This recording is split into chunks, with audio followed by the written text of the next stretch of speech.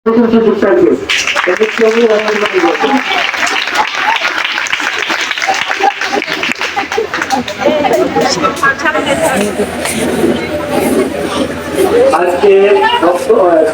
আমার স্কুলে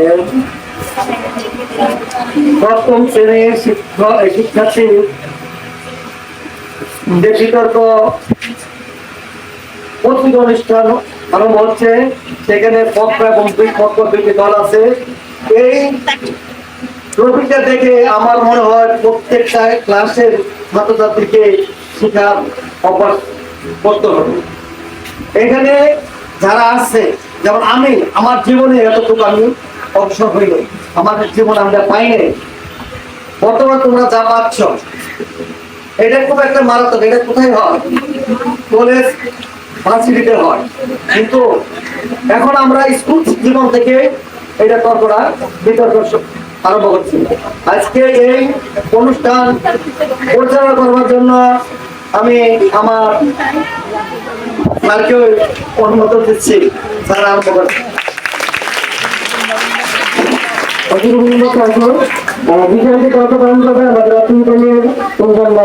শিক্ষক একজন হচ্ছে রাহুল আক্তার, আরেকজন হচ্ছে শাহিন আক্তার, আরেকজন হচ্ছে আমাদের সদ্য সহকারী প্রশিক্ষক রিয়াজুদ্দিন সাহেব প্রধান বিচারকের দায়িত্ব পালন করবেন। তার জন্য একটা কথা হবে। ধন্যবাদ। পক্ষগুলো প্রথম বক্তা হাজার হাজার ঢুকে এ পর্যায়ে বিভক্ত প্রথম বক্তা সারা অনুমতি তার জাতীয় নিবেদন করে বলল।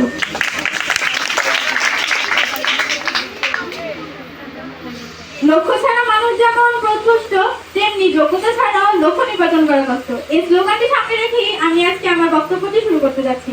অসংখ্য ধন্যবাদ মাননীয় স্পিকার, অসংখ্য ধন্যবাদ সকলকে।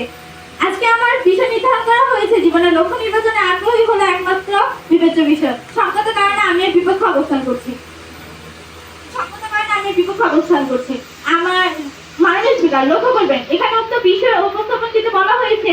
এখানে আগ্রহের সাথে রুচি প্রত্যয় যুক্ত করে এটিকে আরো জোরদার করা হয়েছে। এরপরেই রয়েছে একমাত্র বিবেচ্য বিষয়। মূলত এখানেই আমাদের বিরোধিতা। মাননীয় স্পিকার, আমাদের জীবনের লক্ষ্য নির্ধারণে শুধুমাত্র আগ্রহ থাকলে আমরা লক্ষ্য স্থির করতে পারবো না। এর পাশাপাশি আরো বিভিন্ন বিষয় রয়েছে যেগুলো আমাদের অত্যন্ত গুরুত্বপূর্ণ এবং একমাত্র বিবেচ্য বিষয়। তার জন্য জীবনের লক্ষ্য নির্ধারণে আগ্রহ কখনো একমাত্র বিবেচ্য বিষয় হতে পারে না। মাননীয় স্পিকার, তাই আজ আমি আমার বক্তব্যের মাধ্যমে এটি প্রমাণ করে দিয়ে যাবো যে জীবনের লক্ষ্য নির্ধারণে আগ্রহ একমাত্র বিবেচ্য বিষয় কথাটি গ্রহণযোগ্য নয়। জীবনের লক্ষ্য ও সফলতার পিছনে আমাদের আরো অনেক বিষয় জড়িত রয়েছে, যেগুলোর দিক বিবেচনা করা প্রয়োজন। প্রথমত স্বাস্থ্য আমাদের একটি মৌলিক উপাদান। আমরা লক্ষ্য পূরণে স্বাস্থ্য হচ্ছে আমাদের একটি মৌলিক উপাদান। আমরা মানসিক ও সুস্থতা বজায় না রাখলে আমরা কখনো আমাদের লক্ষ্যে পৌঁছাতে পারবো না এবং আমাদের অসুস্থতা আমাদের লক্ষ্যের পথে বাধা হয়ে সৃষ্টি করবে। একটি উদাহরণের সাহায্যে আমি খুব ভালোভাবে আপনাদের বোঝানোর চেষ্টা করছি যে একজন পক্ষস্থলের যদি লক্ষ্য থাকে, আগ্রহ থাকে বা স্বপ্ন থাকে যে সে একদিন বাংলাদেশ সেনাবাহিনীতে যোগ দিবে, কিন্তু এটি কিভাবে সম্ভব? মাননীয় স্পিকার, এইটি কি কখনোই সম্ভব? সে বাংলাদেশ সেনাবাহিনীতে যোগ দিতে হলে প্রথমে তার সুস্থতা এবং তার যোগ্যতা প্রয়োজন এবং সে শুধুমাত্র তার আগ্রহ দিয়ে সে এই পেশাটি নির্বাচন করতে পারবে না। মাননীয় স্পিকার, সাথে একজন শিশু যদি অটিজম বা শ্বাসকষ্টের রোগী হয়ে থাকে, তাহলে কি সে যতই তার আগ্রহ প্রকাশ করবে না কেন, সে কখনোই একজন ভালো দৌড়বিদ, ফুটবলার, ক্রিকেটার হতে পারবে না। মাননীয় স্পিকার, তাই আমাদের লক্ষ্য নির্ধারণের জন্য স্বাস্থ্য ও সুস্থ থাকে একটি মূল বিবেচ্য বিষয় হিসেবে ধরতে হবে। আমার পক্ষ দলের জন্য একটি প্রশ্ন রয়ে গেল যে সমাজসেবা অধিদপ্তরের প্রতিবন্ধী শনাক্তকরণ জরিপে 2020 থেকে 2022 বর্তমান বাংলাদেশের অটিজম সম্পন্ন মানুষের সংখ্যা ৭৮,০০০ থেকে ২১১ জন। আমার প্রতিপক্ষ দলের যেন বলে দেয় তার ভিতর কতজন জগৎ বিখ্যাত হয়েছেন তাদের আগ্রহের কারণে। আমার পক্ষ দল আমাকে একটি প্রশ্ন করেছিল যে সেই প্রশ্ন উত্তরটি হলো 7ই আগস্ট 2023 সালে দৈনিক বার্তা পত্রিকায় প্রকাশিত একটি খবরের ভিত্তিতে বর্তমান যুক্তরাষ্ট্রের প্রতি 36টি শিশুর একজন অটিজম আক্রান্ত। সমাজসেবা অধিদপ্তরের প্রতিবন্ধী শনাক্তকরণ জরিপে 2020 থেকে 2021 বর্তমান সংখ্যা অটিজম সম্পূর্ণ মানুষের ৭৮,০০০ থেকে ২১১ জন। আমার প্রতিপক্ষ বন্ধুরা বলে যাবেন এর ভিতর থেকে আগ্রহের কারণে উন্নত ও দেশগুলো অভিযোগ আক্রান্ত ব্যক্তিদের জন্য উন্নত ব্যবস্থা থাকা সত্ত্বেও বিগত কয়েক শতকের হাতে গোনা এক দুজন ছাড়াও তেমন কোনো সাফল্য নেই। অসংখ্য ধন্যবাদ সকলকে। আগ্রহ নাকি একমাত্র বিবেচ্য বিষয়, কিন্তু আমরা তো বলছি না যে আগ্রহ একমাত্র বিবেচ্য বিষয়, কিন্তু আমরা বলতে যাচ্ছি আগ্রহ একমাত্র বিবেচ্য বিষয় নয়। আমরা শুধু বলতে যাচ্ছি তার পাশাপাশি যোগ্যতাও রয়েছে। এই যেমন তিনি অলিম্পিকে কিছু খেলার উদাহরণ দিয়েছেন, সেখানেও যদি যোগ্যতা না থাকতো তারা কখনোই অলিম্পিকে গেমসে জিততে পারত না, শুধুমাত্র তাদের আগ্রহের কারণে। তাদের যোগ্যতা ছিল বিধায় তারা সেই আগ্রহের তাদের যোগ্যতা ছিল বিধায় তারা অলিম্পিক গেমসে বিভিন্ন ধরনের খেলায় জিততে পেরেছে। কারণ আমরা জানি যোগ্যতাই হচ্ছে চালিকা মানব জীবনের মূল চালিকা শক্তি। নৈতিক মানদণ্ড আমাদের জীবনের লক্ষ্য নির্ধারণ অত্যন্ত গুরুত্বপূর্ণ একটি ভূমিকা পালন করে।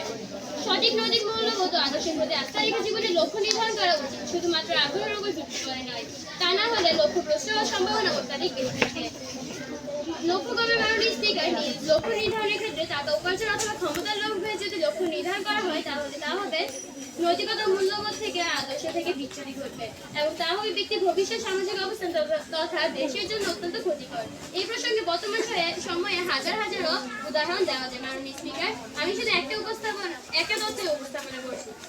আজকের কিশোর আগামী দিনে ভবিষ্যৎ, কিন্তু দুঃখজনক হলো সত্য আমাদের দেশের কিশোর বেশ কিছু অপরাধমূলক কাজের সাথে জড়িয়ে পড়ছে। শুধুমাত্র অর্থ বাজানো ক্ষমতার লোভে কিশোর গড়ে উঠছে কিশোর কেন্দ্র। 22 এপ্রিল 2021 দৈনিক যুগান্তর পত্রিকার ভিত্তিতে ঢাকায় 50 থেকে 60টি, খুলনাতে 3টি, যশোরে 15 থেকে 20টি, ফেনীতে 10টি, রাজশাহীতে 181টি, চট্টগ্রামে 16টি কিশোর গ্যাং সক্রিয় রয়েছে। স্থানীয় নেতারা বিভিন্ন অপরাধমূলক কাজের সাথে তাদেরকে খুব সহজে যুক্ত করছে শুধুমাত্র অর্থ উপার্জনের লক্ষ্যে। তাই আমরা কখনোই আগ্রহকে একমাত্র বিবেচ্য বিষয় হিসেবে লক্ষ্য নির্বাচনের জন্য একমাত্র বিবেচ্য হিসেবে বলতে পারি না। তার সাথে সাথে আমাদের নৈতিক মানদণ্ড থাকা অত্যন্ত গুরুত্বপূর্ণ জিনিস, কারণ তা না হলে আমরা দেশের জন্য অত্যন্ত ক্ষতিকর হয়ে পড়বে। যেমন দেশে এখন বিভিন্ন ক্ষতিকর মানুষ, যেমন তারা অস্ত্র পাচার ইত্যাদির মাধ্যমে আমাদের দেশের বদনাম করছে, অন্যান্য দেশের আমাদের দেশ সম্পর্কে খারাপ ভাবছে। তাই আমাদের শুধুমাত্র আগ্রহ নয়, যোগ্যতাকেও এবং নৈতিক মানদণ্ড সবকিছু মিলিয়ে আমাদের লক্ষ্য নির্ধারণ করতে হবে। এর একমাত্র কারণই হচ্ছে তাদের ভিতর নৈতিকতার অভাব, জীবনের লক্ষ্য নির্ধারণ উচ্চাভিলাষী বা ক্ষমতার লোভে বিপুল আগ্রহ। এই নিজের আগ্রহকে প্রাধান্য না দিয়ে বরং সমাজ ও জাতির প্রতি নৈতিক দায়িত্বকে প্রাধান্য দিত, তাহলে হয়তো আজ এত চুরি ছিনতাই সহ আরো নানা পরিয়া থেকে তারা দূরে থাকতে পারত। সমাজের অধিকতে তারা আবার বলে গেছেন প্রতিবন্ধীদের কথা। আমরা একবার বলিনি, তারা যে বলে যাচ্ছেন আমরা নাকি বারবার বলছি যে আগ্রহ আমাদের বিবেচ্য বিষয়ে কোনো লক্ষ্য ভূমিকায় পালন করে, কিন্তু আমরা একবারও তা বলিনি। আমরা শুধু বলতে যাচ্ছি আগ্রহ আমাদের লক্ষ্য নির্ধারণে অনেক ভূমিকা পালন করে, কিন্তু একমাত্র বিবেচ্য বিষয় কিছুতেই হতে পারে না, কারণ জীবনের লক্ষ্য নির্ধারণ আগ্রহের পাশাপাশি আরো বিভিন্ন বিষয় বিবেচনা আনা যেতে পারে। এই যেমন বাংলাদেশের অতিতম বৈশিষ্ট্য সম্পন্ন মানুষের সংখ্যা ৭৮,২১১ জন। এর মধ্যে কতজনই বা নিজেদের কেরিয়ার গঠন করতে পেরেছে শুধুমাত্র আগ্রহের ভিত্তিতে? কেউই কিন্তু তাদের কেরিয়ার শুধুমাত্র হাতে গোনা 2-1 ছাড়া কেউই কিন্তু তাদের কেরিয়ার গঠন করতে পারেনি তাদের আগ্রহের ভিত্তিতে। তাই আমি পরিশেষে বলতে চাই, জীবনের লক্ষ্য নির্ধারণে আগ্রহের একমাত্র বিবেচ্য বিষয় কিছুতে কথাটি সঠিক নয়।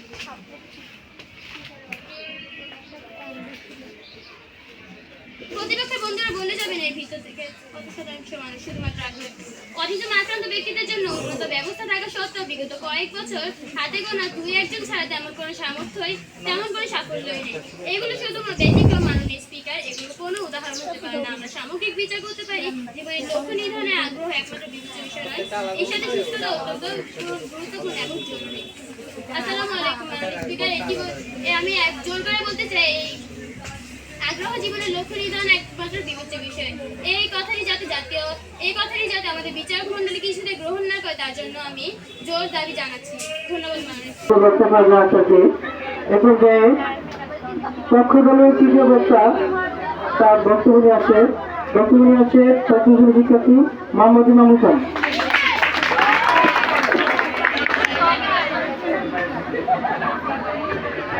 মাননীয় স্পিকার, বিজ্ঞ বিচারক মন্ডলী, আর যারা যারা আমাকে শুনছেন তাদের প্রতি আমার মোবারকবাদ রইল আর আমার সালাম। আসসালামু আলাইকুম ওয়া রাহমাতুল্লাহি ওয়া বারাকাতুহু। আজকে আমাদের বিষয় হলো জীবনের লক্ষ্য নির্ধারণ করতে আগ্রহ হলো একটি বিবেচ্য বিষয়। সঙ্গত ধারণা আমরা এর পক্ষে অবস্থান করছি। পজিটিভ থিঙ্কিং ধারণা একজন প্রতিবেদক লেখক বলেছেন যে গভর্নমেন্ট ভিজিটিং ফিল্ড বলেছেন যে সব সকলের মানুষের আগ্রহ হচ্ছে একমাত্র লক্ষ্য। মাননীয় সভাপতি ও কথাই মনে করে, যে নিজের ভুল বুঝতে না পারে তাহলে তো বলাই যায় হাড়ি কপাল মন্দ, চুপ থাকিতে অন্ধ। যে নিজের ভুল না বুঝে তাহলে তাকে তো আমরা অন্ধই বলতে পারি। অন্ধ বলতে আমি বুঝাচ্ছি না যে প্রতিবন্ধী, যে নিজের ভুল বুঝতে না পারে তাকে তো আমরা অন্ধ বলতেই পারি। গন্তব্য জানলে যদি আমরা গন্তব্যটি জেনে থাকি কিন্তু আমাদের আগ্রহ নেই, আগ্রহ না থাকলে কি আমাকে অন্য মানুষ ছেলে আমাকে সেই লক্ষ্যে পৌঁছে দিবে? প্রশ্ন রইল আমার বিপক্ষ দলের বন্ধুদের কাছে, আশা করি তার উত্তর দিয়ে যাবেন। মাননীয় স্পিকার, আমার দলের প্রথম বক্তা এই বিষয়টিকে নিয়ে সংগ্রাম করে গিয়েছে এবং আমার দলের দ্বিতীয় বক্তা তথ্য যুক্তিসম্মত কারণে প্রমাণ করে দিয়ে গেছেন। আমার বিপক্ষ দলের বন্ধুরা আমাদের বাইরের দেশের খবর আসতে গিয়ে আমাদের দেশের খবরের কথাই ভুলে গেছেন। ওনারা কি ভুলে গেছেন যে জাতীয় কবি কাজী নজরুল ইসলাম একটি রুটিত্বকারী কাজ করত। তার লক্ষ্য ছিল একজন বড় মানুষ হবে। সবারই স্বপ্ন রয়েছে বড় বাড়ি, চলবে বড় গাড়ি। আমাদের লক্ষ্য রয়েছে আমাদের পড়াশোনা করে আমাদের বড় একটি মানুষ হওয়ার। আমার বিপক্ষ দলের বন্ধুরা বলতেছে যে আমাদের আদর্শকে আমাদেরকে আমাদের জীবনের লক্ষ্যে পৌঁছে নিয়ে যাবে। আমাদের কলেজ লাইফে যে স্কলারশিপ আছে তার কারণে আমাদের দেশ থেকে বিভিন্ন মানুষ বাইরের দেশে গিয়ে যেতে পারে। সেই মানুষগুলো তাদের সাফল্য লাভ কিভাবে করে, তাদের আগ্রহ আছে যে আমি সেই কাজটি করব। আমার বিপক্ষ দলের প্রথম বক্তা বলে গিয়েছে যে স্বাস্থ্য নিয়ে একটি কথা বলে গেছি, স্বাস্থ্য না থাকলে আমরা আমাদের জীবনের লক্ষ্যে পৌঁছাতে পারবো না। তিনি ভুলে গেছে আমাদের স্বাস্থ্য না থাকলে আমাদের মা বাবা আমাদেরকে বলে কি ভালো করে খাওয়া দাওয়া করতে, তাহলে আমাদের স্বাস্থ্য হবে। ওনারা যাতে আমাদেরকে বলুক যে ভালো করে খাওয়া দাওয়া করতে, আমাদের আগ্রহ যদি না থাকে সেটি খাওয়ার জন্য, তাহলে কি এটি আমাকে অন্য মানুষ এসে জোর করে খাইয়ে দিয়ে যাবে, জোর করে মুখে ঢুকে দিয়ে যাবে? প্রশ্ন বিপক্ষ দলের বন্ধুদের কাছে, আশা করি তার উত্তর দিয়ে যাবে। মাননীয় স্পিকার ও বিচারক মন্ডলী, আমার জীবনের লক্ষ্য পূরণ করার জন্য আমাদের নিজের কাজের প্রতি আগ্রহ না থাকলে সেটা আমাদের অন্য কেউ কি করে দিয়ে যাবে? সেটা আমি একবার তাদের কাছে প্রশ্ন করেছি।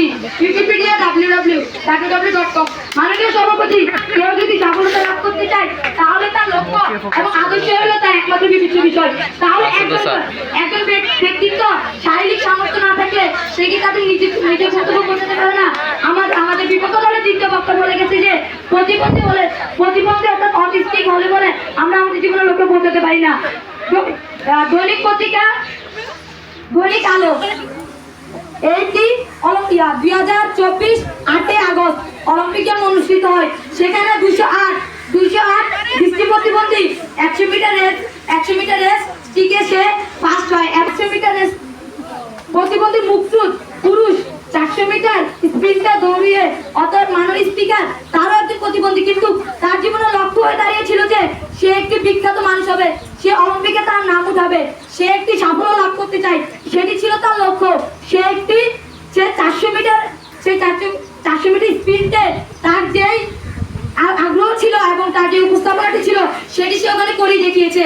কারণ সে মূল লক্ষ্য ছিল যে একজন বড় মানুষ হয়ে দাঁড়াবে, একজন অটিস্টিক। তারা কি সেটি জানে? আমার বিপক্ষ দলের বন্ধুরা শুধু বাইরের দেশ নিয়ে কথা বলে যাচ্ছে, কিন্তু নিজের দেশের প্রতি তাদের কোনো ধারণাই নেই। তাদের ধারণা যদি থাকতো তাহলে তারা নিজের দেশের প্রতি যেই খবরগুলো আছে তারা সেটি রাখতো। আমার বিপক্ষ দলের বন্ধুরা আগ্রহ কি বিবেচ্য বিষয় সম্পর্কে একটি আমাদের প্রস্তুতি গেল। আগ্রহ না থাকলে আমাদের বিবেচ্য বিষয় সেটি আমাদের একটি মূল লক্ষ্য, কারণ আগ্রহ না থাকলে আমরা সেটি করতে পারবো না। আমি একটি জনসমক্ষে একটি উদাহরণ দিয়ে যাচ্ছি। আমরা যে বিতর্কের মঞ্চে উপস্থিত হলাম, আমাদের যদি আগ্রহ না থাকে তাহলে কি আমরা এখানে উপস্থিত হতে পারতাম? এই বিতর্কের মঞ্চে আমরা যে বক্তব্য রাখছি সেটি কি তারা আমাদের সম্মান ধরতে আমরা বলতাম?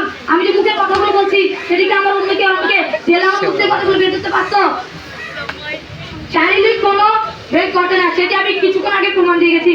2012 থেকে 2024 2020 বললো 2024 সালে এই চলন্ত একটি সাল, সেই সালে 8 আগস্ট 2024 এটি একটি জলজমান্ত উদাহরণ যে দুজন অটিস্টিক প্রতিবন্ধী তারা অলিম্পিকে ফার্স্ট হয়ে দেখিয়েছেন এবং তারা বাড়ির গরু ভেড়ার ঘাস খায় না।